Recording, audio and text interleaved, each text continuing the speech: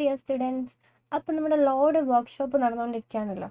അതിൻ്റെ ബേസിൽ നമ്മൾ ഇന്ന് നോക്കാൻ പോകുന്നത് sales of goods act 1930 section 24 ആണ്. നമുക്ക് എന്താ സെക്ഷൻ 24 പറയുന്നതെന്നൊക്കെ അറിയാം. സെയിൽ ഓഫ് റിട്ടേൺ ബേസിസിൽ പ്രോപ്പർട്ടി പാസ് ചെയ്യുന്നത് എപ്പോഴാണ്, എങ്ങനെയാണെന്നൊക്കെ ഉള്ള രീതിയിലുള്ള കാര്യങ്ങളായിട്ടുള്ള പ്രൊവിഷനാണ് നമ്മുടെ സെക്ഷൻ 24 പറയുന്നത്.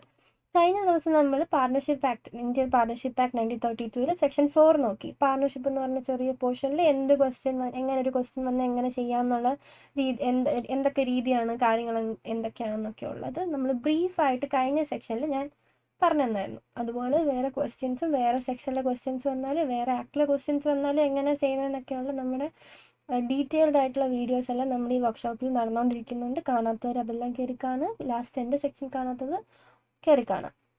അപ്പോൾ അതിൻ്റെ എല്ലാം ബേസിൽ നമ്മൾ ഇന്ന് സെയിൽസ് ഓഫ് ഗുഡ്സ് ആക്ടിൽ സെക്ഷൻ 24 ബേസിൽ ഒരു ക്വസ്റ്റ്യൻ വന്നാൽ എങ്ങനെ ചെയ്യാം, എങ്ങനെ ഹാൻഡിൽ ചെയ്യാം എന്നൊക്കെയാണ് നോക്കുന്നത്. വളരെ സിമ്പിളായിട്ടുള്ള ക്വസ്റ്റ്യൻ ആണ്. ലാസ്റ്റ് നമ്മളൊരു ചെറിയ ക്വസ്റ്റ്യൻ ആണ് ചെയ്തത്. ഇതൊരു ചെറിയ ക്വസ്റ്റ്യൻ ആണ്, ബട്ട് ഇതിന് 7 മാർക്സ് ആണ്. നമ്മുടെ ജൂൺ 2024 ചോദിച്ച ക്വസ്റ്റ്യൻ ആണ്. ഏറ്റവും ലാസ്റ്റ് ക്വസ്റ്റ്യൻ ആണ്. നിങ്ങൾ ആ ക്വസ്റ്റ്യൻ പേപ്പർ എടുത്ത് നോക്കിയാൽ ഈ ക്വസ്റ്റ്യൻ കാണാം. അപ്പോൾ അതിൽ 7 മാർക്സിൽ ഈ ക്വസ്റ്റ്യൻ എങ്ങനെ നോക്കി കാണാം, എങ്ങനെ ഇത് സോൾവ് ചെയ്യാം എന്നാണ് നമ്മൾ പറയാൻ പോകുന്നത്. ബിക്കോസ് സെയിൽസ് ഓഫ് ഗുഡ്സ് ആക്ടിൽ സെയിൽ ഓഫ് റിട്ടേൺ ബേസിൽ പറയണത് കുറച്ച് ചെറിയ കുറച്ച് വലിയൊരു ചെറിയ ഒരു ഇതാണ്. എന്താണ്, കുറച്ച് എഴുതാനുള്ളൊരു പ്രൊവിഷനാണ് അതിനകത്തുള്ളത്. അപ്പോൾ നമുക്ക് നോക്കാം. ഈ ക്വസ്റ്റ്യനാണ് നമ്മളിന്ന് സോൾവ് ചെയ്യാൻ പോകുന്നത്. നമുക്കധികം ക്വസ്റ്റ്യൻ വായിച്ചിട്ട് ക്വസ്റ്റ്യനിൽ എന്തൊക്കെ കഥകളാണ് ഓടുന്നത്, എന്തൊക്കെ കാര്യങ്ങളാണ് നടക്കുന്നതെന്നൊക്കെ നോക്കാം. Come on guys. Okay, J ശരി, ജെ ആണ് നമ്മുടെ നായകൻ. A wholesaler of premium basmati rice വിൽക്കുന്ന ഒരു ഹോൾസെയിലറാണ് നമ്മുടെ ജെ എന്ന് പറയുന്നത്. Delivered on approval 100 bags of rice of 10 kg each to a local retailer. Local റീറ്റെയിലറിൻ്റെ പേരൊന്നും ഇവിടെ പറയുന്നില്ല. ലോക്കൽ റീറ്റെയിലറിന് എന്ത് ചെയ്തു, 100 bags ഓഫ് ബസ്മതി റൈസ് ആണ് കൊടുത്തത്. അത് പറയുന്നുണ്ട് ഓൺ സെയിൽ ഓർ റിട്ടേൺ ബേസിസിലാണ് within a month of delivery. അതായത് നമ്മുടെ ലോക്കൽ റീറ്റെയിലറിന് 1 മാസത്തിനുള്ളിൽ അയാൾ ഒന്നെങ്കിൽ അത് അപ്രൂവൽ ചെയ്യണം, അല്ലെങ്കിൽ അപ്രൂവ് ചെയ്യുന്ന ഒരു ആക്ട് ചെയ്യുക, അല്ലെങ്കിൽ റിജക്റ്റ് ചെയ്യുക. ഇതിൽ ഇത്ര ഓപ്ഷൻസ് ആണ് നമ്മൾ ലോക്കൽ റീറ്റെയിലറിന് ഇവിടെ ഉള്ളത്. അതാണ് സെയിൽസ് ഓഫ് റിട്ടേൺ ബേസിസ് എന്താണെന്ന് നിങ്ങൾക്ക് അറിയാലോ. സെയിൽ ഓഫ് റിട്ടേൺ ബേസിസ് എന്താണെന്ന് നമുക്ക് എല്ലാവർക്കും അറിയാം. സോ ഇതാണ് ഇവിടുത്തെ കഥ. ഇങ്ങനെയാണ് സെയിൽ ഓഫ് റിട്ടേൺ ബേസിസിൽ 1 മാസം ഡെലിവറി പീരീഡ് വെച്ചിട്ടാണ് നമ്മുടെ ജെ 100 ബാഗ് കൊടുത്തേക്കുന്നത്. ബാക്കി എന്താ നടന്നതെന്ന് നമുക്ക് നോക്കാം. On the next day, the retailer sold 5 bags of rice to regular customer K. അയാളുടെ റെഗുലർ കസ്റ്റമറായ കെക്ക് അയാൾ 5 ബാഗ് ഓഫ് റൈസ് നമ്മുടെ റീറ്റെയിലർ അടുത്ത ദിവസം തന്നെ കൊടുത്തു, അല്ലേ? 5 ലോക്കൽ റീറ്റെയിലർ ജെയുടെ അടുത്ത് അക്സെപ്റ്റൻസോ റിജക്ഷനോ എന്തെങ്കിലും പറയുന്നുണ്ടോ? ഇല്ല, ഒന്നും പറയാതെ തന്നെ നമ്മുടെ ലോക്കൽ റീറ്റെയിലർ എന്ത് ചെയ്തു, 5 ബാഗ് റൈസ് നമ്മുടെ കേക്ക് കൊടുത്തു. ലോക്കൽ റിറ്റെയിലറിൻ്റെ സ്ഥിരം കസ്റ്റമറായ കേക്ക് 5 ബാഗ് റൈസ് കൊടുത്തു. Next, a week later, K informed the retailer that the quality of the rice was not as per the price. റൈസിനനുസരിച്ച് ക്വാളിറ്റി ആ റൈസിന് ഇല്ലെന്ന് പറഞ്ഞൊരു കംപ്ലൈൻറ്റ് നമ്മുടെ ലോക്കൽ റീറ്റെയിലറിന് കൊടുത്തു guys. The retailer now wants to return all the rice bags to J. അങ്ങനെ ഒരു കംപ്ലൈൻറ്റ് കിട്ടിയ സ്ഥിതിക്ക് എല്ലാ ബാഗും അങ്ങ് തിരിച്ചു കൊടുത്തേക്കാൻ നമ്മുടെ ലോക്കൽ റീറ്റെയിലർ തീരുമാനിച്ചു. ബട്ട് അക്സെപ്റ്റൻസോ റിജക്ഷനോ ഒന്നും പറഞ്ഞിട്ടില്ല. ഇപ്പോൾ അയാൾ പറയുന്നു എല്ലാ ബാഗ്സും തിരിച്ചു കൊടുക്കണമെന്ന്.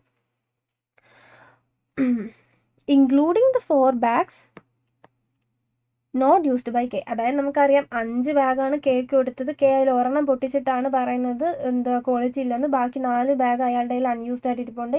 ഈ അൺയൂസ്ഡ് ആയിട്ട് 4 ബാഗും ബാക്കി 95 ബാഗും കൂടെ ചേർന്ന് 99 എണ്ണം തിരിച്ചു കൊടുക്കണം എന്നാണ് നമ്മുടെ ലോക്കൽ റീറ്റെയിലർ തീരുമാനിച്ച് വെച്ചേക്കുന്നത്. Can the retailer do so? അയാൾക്കങ്ങനെ ചെയ്യാൻ പറ്റുമോ? കാര്യം 5 ബാഗ് അയാൾ ഓൾറെഡി സെല്ല് ചെയ്തിട്ട് അതിനകത്ത് യൂസ് ചെയ്ത 4 ബാഗ് ഉൾപ്പെടെ തിരിച്ചു കൊടുക്കണം എന്നാണ് നമ്മുടെ ലോക്കൽ റീറ്റെയിലറിൻ്റെ ഒരു ആഗ്രഹം. അങ്ങനെ ചെയ്യാൻ പറ്റുമോ ഇല്ലയോ എന്നൊക്കെയാണ് നമ്മൾ ഈ കഥയിൽ നോക്കാൻ പോകുന്നത്. നമുക്ക് നമ്മുടെ പ്രൊവിഷൻ അറിയാം, കാര്യങ്ങൾ അറിയാം. പ്രൊവിഷൻ എന്താണെന്ന് നമ്മൾ ഇപ്പോൾ എഴുതും. Okay, also briefly describe the provision underlying in this context of the sales of goods act 90-30. ഇതൊരു 7 മാർക്കിൻ്റെ ക്വസ്റ്റ്യൻ ആണ്. അപ്പം നമുക്ക് ഡീറ്റെയിൽ ആയിട്ട് ബാക്കി പ്രൊവിഷൻസും കാര്യങ്ങളും എന്തൊക്കെ ചെയ്യേണ്ടെന്നൊക്കെയുള്ള ഡീറ്റെയിൽ ആയിട്ട് എഴുതണം എന്നാണ് നമ്മുടെ ഈ ക്വസ്റ്റ്യനിൽ പറഞ്ഞിരിക്കുന്നത്. അപ്പോൾ നമുക്ക് അറിയാം, കഴിഞ്ഞ ക്ലാസ്സിൽ നമ്മൾ നല്ലപോലെ പറഞ്ഞു എന്തൊക്കെയാണ് ഇങ്ങനൊരു ക്വസ്റ്റ്യൻ വന്നാൽ, ഇങ്ങനെ ഒരു കേസ് ലോ വന്നാൽ എങ്ങനെ ആ ക്വസ്റ്റ്യനെ നോക്കിക്കാണണം, എങ്ങനെയാണ് നമ്മളൊരു ആൻസറിലേക്ക് എത്തേണ്ടത്, അതിൻ്റെ സ്ട്രക്ചേഴ്സ് എന്താണ്, സ്റ്റെപ്സ് എന്താണെന്നൊക്കെ നമ്മൾ കഴിഞ്ഞ ക്ലാസ്സിൽ പറഞ്ഞു. അത് കാണാത്തവരുടെ ഒരു ശ്രദ്ധയ്ക്ക് ഇങ്ങനെയാണ് ചെയ്യേണ്ടത്. നമ്മളാദ്യം പ്രൊവിഷൻ എഴുതുക. What is the provision set in the question? ഏത് പ്രൊവിഷനാണ് നമ്മുടെ ക്വസ്റ്റ്യനിൽ പറഞ്ഞേക്കുന്നത് എന്നുള്ളത് നമ്മൾ ആ പ്രൊവിഷൻ എടുത്ത് എഴുതുക, ഡീറ്റെയിൽ ആയിട്ട് എഴുതുക. എന്തൊക്കെയാണ് വേണ്ടത്, ക്വസ്റ്റ്യനിൽ റിലേറ്റ് ചെയ്ത് എന്തെങ്കിലും നമ്മുടെ പ്രൊവിഷനിൽ നമ്മുടെ ആക്റ്റിൽ പറയുന്നുണ്ടോ, ആ സെക്ഷനിൽ പറയുന്നുണ്ടോ, അതെല്ലാം ആ പ്രൊവിഷനിൽ ഉൾപ്പെടുന്ന രീതിയിൽ എഴുതുക. അല്ലെങ്കിൽ നമുക്ക് കറക്റ്റ് അറിയാം എന്താണ് പ്രൊവിഷനിലുള്ളത്, അത് കറക്റ്റ് അത് എഴുതുക. അത് കഴിഞ്ഞിട്ട് നമ്മൾ എഴുതേണ്ടത് അനാലിസിസ് ആണ്. അതാണ് what is going in the question ആണ് അനാലിസിസ്. ആ ഒരു സ്റ്റോറിയാണ് നമ്മൾ അനാലിസിസിൽ നമുക്ക് കണ്ടപ്പോൾ, നമ്മൾ വായിച്ചപ്പം നമുക്ക് എന്താണ് മനസ്സിലായത്. ഓരോ സെൻറ്റൻസും ഡീറ്റെയിൽ ആയിട്ട് വായിക്കണം എന്ന് ഞാൻ പറഞ്ഞിട്ടുണ്ട്. അത് ഓരോ സെൻറ്റൻസിലും ഇമ്പോർട്ടൻ്റ് ആയിട്ടുള്ള കാര്യങ്ങളാണ്. അതെല്ലാം വെച്ച് അതിൻ്റെ ബേസിൽ നമ്മൾ അനാലിസിസ് കറക്റ്റായിട്ട് എഴുതുക. ആൻഡ് നമ്മൾ കൺക്ലൂഷനിലോട്ട് ചെല്ലുക. ദാറ്റ് മീൻസ് നമ്മൾ പ്രൊവിഷനും അനാലിസിസും വെച്ച് നോക്കുമ്പം എന്തൊക്കെ ചേഞ്ചസ് ആണ് നമുക്ക് വരുത്തേണ്ടത്, ചേഞ്ചസ് അല്ലെങ്കിൽ എന്താണ് നമ്മൾ ചെയ്യാൻ പറ്റും. ഇപ്പം നമ്മളടുത്ത് പറയുന്ന ആ റിട്ടയറിന് അങ്ങനെ ചെയ്യാൻ പറ്റുമോ, അത് നമ്മുടെ പ്രൊവിഷൻ അനുസരിച്ച് ചെയ്യാൻ പറ്റുമോ ചെയ്യാൻ പറ്റില്ല എന്നുള്ളതാണ് നമ്മൾ ഈ ക്വസ്റ്റ്യൻ്റെ കൺക്ലൂഷനിൽ എഴുതാൻ പോകുന്നത്. അതുപോലെ എല്ലാ ക്വസ്റ്റ്യനിലും പ്രൊവിഷനും അനാലിസിസൂടെ വെച്ച് നോക്കിയിട്ട് എന്താണ് നമുക്ക് കൺക്ലൂഷനിൽ എത്തേണ്ടത് എന്നുള്ളത് കറക്റ്റായിട്ട് എഴുതുക. ഇതാണ് നമ്മൾ ക്വസ്റ്റ്യൻ വായിച്ചിട്ട് നമ്മൾ ചെയ്യേണ്ട 3 സ്റ്റെപ്സ്. വേണമെങ്കിൽ നിങ്ങൾക്ക് ആദ്യം ഹെഡിങ് എഴുതണമെങ്കിൽ എഴുതണ്ട. എനിവേ നമുക്ക് എഴുതാം. അപ്പോൾ നമുക്ക് ആൻസർ ചെയ്യുന്നത് എങ്ങനെയാണ് നോക്കാം. ഫസ്റ്റ് പ്രൊവിഷൻ എഴുതുക, അണ്ടർലൈൻ ചെയ്യുക. നമുക്കറിയാം, നമുക്ക് സെക്ഷൻ അറിയാമെങ്കിൽ സെക്ഷൻ എഴുതാം, അല്ലെങ്കിൽ സെക്ഷൻ അറിയില്ലെങ്കിൽ നമ്മൾ എന്താ എഴുതുക, according to the relevant provision of sales of goods act. അറിയാലോ, അത് നമ്മൾ പറഞ്ഞതേ ഉള്ളൂ, ഫോർ യുവർ ഇൻഫർമേഷൻ. സോ നമുക്ക് ഈ ക്വസ്റ്റ്യൻ എങ്ങനെ എഴുതേണ്ടത് നോക്കാം. നമുക്കറിയാം സെക്ഷൻ 24 ആണ്. According to the section 24 of sale of goods act 90-30 എന്താണ് പറയുന്നത്? Sale of goods act 90-30 section 24 when the goods are sent on approval or on sale or return basis, the property of such goods will pass from seller to buyer. എപ്പോഴൊക്കെയാണ് point wise എഴുതാം?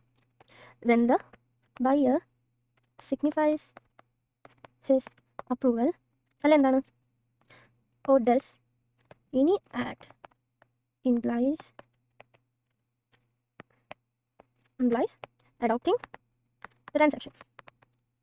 ഇതാണ് first close പറയുന്നത്. അതായത് ഇത് close 1 ആണ് കേട്ടോ. എന്താണ്, ഒന്നെങ്കിൽ അയാളുടെ അപ്രൂവൽ സിഗ്നിഫൈ ചെയ്യും, കറക്റ്റ് പറയും, ഞാനിത് അപ്രൂവ് ചെയ്യാമെന്ന് പറയും. അല്ലെങ്കിൽ അയാൾ അതിനനുസരിച്ചുള്ളത് ആക്ട് ചെയ്യും. അത് അല്ലെങ്കിൽ നമുക്കിപ്പോൾ ഒരു സമയം പറഞ്ഞിട്ടുണ്ടെങ്കിൽ അതിൻ്റെ ബേസിൽ എന്താണ് ചെയ്യേണ്ടതെന്നുള്ളത് പറയാം. അല്ലെങ്കിൽ അയാൾ റിജക്റ്റ് ചെയ്തു, അതാണ് അടുത്ത ക്ലോസിൽ പറയണത്. റിജക്റ്റ് ചെയ്തില്ല, റിജക്ഷനും പറഞ്ഞിട്ടില്ല, ഒന്നും ചെയ്തിട്ടില്ല, അയാൾ അപ്രൂവലും പറഞ്ഞിട്ടില്ല. അപ്പോൾ എന്താ ചെയ്യുന്നതെന്നാണ് പറയുന്നത്. When the buyer does not signifies his approval, അയാൾ അപ്രൂവൽ സിഗ്നിഫൈസ് ചെയ്തിട്ടില്ല, but retains the goods with him without giving notification about his rejection. അതായത് അയാൾ അപ്രൂവൽ പറഞ്ഞിട്ടില്ല, പക്ഷേ അയാൾ ഗുഡ്സ് കയ്യിൽ വെച്ചിട്ടുണ്ട്, അയാളുടെ റിജക്ഷൻ ഒന്നും പറയാതെ ഗുഡ്സ് അയാളെ വെച്ചിട്ടുണ്ട്. അപ്പോൾ നമ്മൾ സമയം പറഞ്ഞിട്ടുണ്ടെങ്കിലോ, then if there is fixed time for approval, അങ്ങനെ ഫിക്സഡ് ടൈം ഓഫ് അപ്രൂവൽ ഉണ്ടെങ്കിൽ എപ്പോഴായിരിക്കും പ്രോപ്പർട്ടി പാസ് ആവുന്നത്? On the expiration of such time. നമുക്ക് ഫിക്സഡ് ടൈം ഇല്ല, അപ്പോഴോ there is no fixed time. എപ്പോഴായിരിക്കും? On the expiration of reasonable time. ഒരു reasonable ടൈമിൻ്റെ എക്സ്പയറി കഴിയുമ്പോഴത്തേക്കിന് ബയറിലേക്ക് പ്രോപ്പർട്ടി പാസ് ആവും. പ്രോപ്പർട്ടി എന്ന് പറയുമ്പോൾ ഓണർഷിപ്പ് ആണെന്ന് നമുക്ക് എല്ലാവർക്കും അറിയാം. അപ്പോൾ ഇതാണ് നമ്മുടെ പ്രൊവിഷനിൽ പറയുന്നത്. അതായത് സെയിൽ ഓർ റിട്ടേൺ ബേസിൽ പറയുന്ന പ്രൊവിഷനാണിത്. എപ്പോഴാണ് പ്രോപ്പർട്ടി പാസ് ആവുന്നത്, എപ്പോഴൊക്കെ ആയിരിക്കും? ക്ലോസ് 1 പറയുന്നുണ്ട്, നമ്മുടെ ഒന്നെങ്കിൽ അയാൾ അപ്രൂവൽ പറയുക, അല്ലെങ്കിൽ അയാൾ അപ്രൂവൽ കാണിക്കുന്ന രീതിയിൽ എന്തെങ്കിലും ഒരു ആക്ഷൻ ചെയ്യുക. അതാണ് ഇവിടുത്തെ മെയിൻ പോയിന്റ്. തോക്കിക്കറി വെടി വെച്ചാണ്. എനിവേ അതാണ് ഇവിടുത്തെ മെയിൻ പോയിന്റ്. അയാൾ ഇവിടെ നമ്മുടെ ക്വസ്റ്റിൽ പറയുന്നുണ്ട്, അയാൾ 5 ബാഗ് എടുത്ത് സെല്ല് ചെയ്തു. അയാൾ അപ്രൂവലും പറയുന്നില്ല, ഒന്നും ചെയ്യുന്നില്ല, 5 ബാഗ് എടുത്ത് സെല്ല് ചെയ്തു. അതിൻ്റെ അർത്ഥം അയാൾ അത് അക്സെപ്റ്റ് ചെയ്തു എന്നാണ് അതിൻ്റെ അർത്ഥം. ഒരു ആക്ഷൻ അയാൾ ചെയ്തു, അയാളുടെ ട്രാൻസാക്ഷൻ അഡോപ്റ്റ് ചെയ്യുന്ന ഒരു ആക്ഷൻ അയാൾ ചെയ്തു. നമ്മുടെ ക്വസ്റ്റ്യനിൽ മെയിനായിട്ട് അത് പറയുന്നുണ്ട്. നമ്മളിപ്പോൾ does any act implies adopting the transaction അല്ലേ? എനിവേ വായിക്കാം. അത് കഴിഞ്ഞിട്ട് നമ്മൾ ക്ലോസ് 2 എന്താണ് പറയണത്? when the buyer does not signifies his approval, അയാളുടെ അപ്രൂവൽ അയാൾ സിഗ്നിഫൈസ് ചെയ്തിട്ടില്ല, പക്ഷേ ആ ഗുഡ്സ് അയാളുടെ കയ്യിൽ തന്നെ വെച്ചേക്കുവാണ്. അപ്പോൾ എപ്പോഴായിരിക്കും പ്രോപ്പർട്ടി പാസ് ചെയ്യുന്നത്? ഒരു ഫിക്സഡ് ടൈം ഉണ്ടെങ്കിൽ അപ്പോൾ പാസ് ചെയ്യും, ആ ഫിക്സഡ് ടൈം തീരുമ്പോൾ. ഒരു ഫിക്സഡ് ടൈം ഇല്ലെങ്കിൽ അപ്പോൾ പാസ് ചെയ്യും, ഒരു റീസണബിൾ ടൈം തീരുമ്പോൾ. ഇതാണ് നമ്മുടെ പ്രൊവിഷനിൽ പറയുന്നത്. നമുക്കിനി നോക്കാം, നമ്മുടെ അനാലിസിസിലോട്ട് പോകാം. എന്താണ് ക്വസ്റ്റ്യനിൽ നടക്കുന്നത്, നമുക്ക് എന്താണ് മനസ്സിലായത്?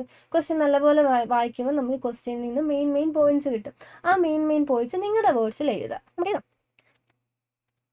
അനാലിസിസ് എഴുതുക, അണ്ടർലൈൻ ചെയ്യാം, എഴുതാം. എന്താണ് നടന്നത്? ഇവിടെ ജെ അവിടെ ഉണ്ട്. J seller on approval send 100 bags to ആരെഴുതാം? Local retailer, buyer on sale or return basis. Okay, ഇതാണ് നടന്നത്. Within a month of delivery ഉണ്ടായി. Within a month of delivery കഴിഞ്ഞ ഒരു മാസമാണ് അയാൾക്കുള്ള സമയം. അത് അക്സെപ്റ്റ് ചെയ്യാൻ അയാൾക്ക് വേണമെങ്കിൽ അല്ലെങ്കിൽ റിജക്റ്റ് ചെയ്യാം. ഇതാണ് നമ്മുടെ ക്വസ്റ്റിൽ ഫസ്റ്റ് പറഞ്ഞത്. പിന്നെ എന്താ ചെയ്തത്? Out of this 100 bags 5 bags were sold to Mr. K by, അതിൻ്റെ അർത്ഥം എന്താണ്? 100 ബാഗിൽ 5 ബാഗ് നമ്മുടെ ലോക്കൽ റീറ്റെയിലർ മിസ്റ്റർ കെക്ക് കൊടുത്തു. അതിൻ്റെ അർത്ഥം എന്താണ്? This means he accepted those 5 bags അല്ലേ? ആ 5 ബാഗ് അയാൾ അക്സെപ്റ്റ് ചെയ്തു എന്നല്ലേ അതിൻ്റെ അർത്ഥം? അല്ലേ? 5 ബാഗ് അയാൾ അക്സെപ്റ്റൻസ് ചെയ്തു എന്ന് പറയുന്നത് എങ്ങനെയാണ്?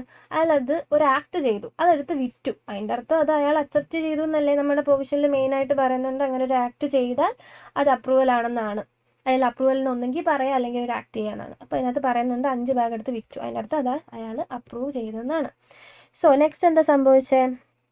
After one week the buyer got a complaint from K that the quality of the rice is not up to the price. പ്രൈസിനനുസരിച്ചുള്ള ക്വാളിറ്റി ഇല്ല എന്ന് പറഞ്ഞിട്ട് കെ നമ്മുടെ ലോക്കൽ റീറ്റെയിലറിന് ഒരു കംപ്ലൈൻറ്റ് കൊടുത്തു ഒരു ആഴ്ച കഴിഞ്ഞപ്പോൾ. അതിനകത്ത് നടന്നത് therefore so the local retailer wants to return all the bags അല്ലേ? അയാൾക്ക് എല്ലാ ബാഗും including the 4 bags which is not used by Mr. K ഫുള്ളായിട്ട് അയാൾക്ക് മൊത്തത്തിൽ എന്ത് ചെയ്യണം? റീറ്റെയിലറിന് ജെയ്ക്ക് തിരിച്ചു കൊടുക്കണം എന്നാണ് പറയുന്നത്. അയാൾക്ക് അങ്ങനെ ചെയ്യാൻ പറ്റുമോ ഇല്ലയോ എന്നാണ് നമ്മൾ അടുത്ത കൺക്ലൂഷനിൽ എഴുതാൻ പോകുന്നത്. Local retailer wants to return all the goods including goods അല്ല കേട്ടോ, ബാഗാണേ, what is party which is not used by K to this. ലോക്കൽ റിറ്റെയിലറിന് എന്ത് ചെയ്യണം? ആ 4 ബാഗ് ഉൾപ്പെടെ എല്ലാ ബാഗും അയാൾക്ക് തിരിച്ചു കൊടുക്കണം. മിസ്റ്റർ ജെയ്ക്ക് തിരിച്ചു കൊടുക്കണമെന്നാണ് അയാൾ പറയണത്. അപ്പം ഇതാണ് ക്വസ്റ്റ്യനിൽ നടക്കുന്നത്. ക്വസ്റ്റ്യനിൽ നടക്കുന്ന നമുക്ക് മനസ്സിലായ അനാലിസിസ് ആണ് ഈ പറയണത്, ഇപ്പം നമ്മൾ എഴുതിയത്. അടുത്ത് നമുക്ക് കൺക്ലൂഷനിലോട്ട് ചെല്ലാം.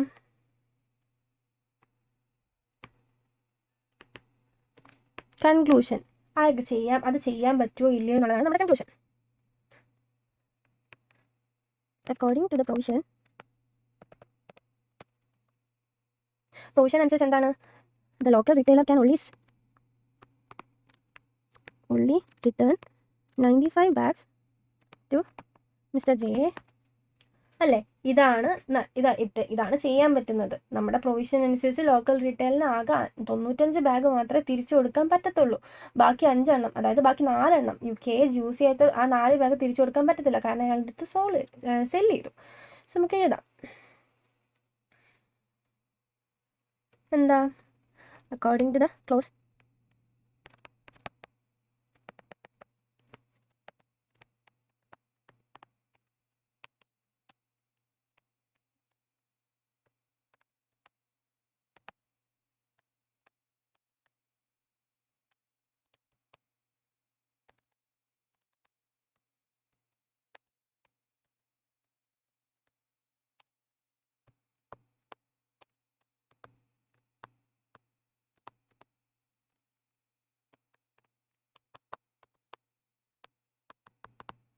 അല്ലേ? അപ്പം അക്കോർഡിംഗ് ടു ദ ക്ലോസ് 1 നമ്മുടെ ലോക്കൽ റീറ്റെയിലറിന് ആ 5 ബാഗ് അയാൾ വിറ്റ 5 ബാഗ് തിരിച്ചു കൊടുക്കാൻ പറ്റത്തില്ല.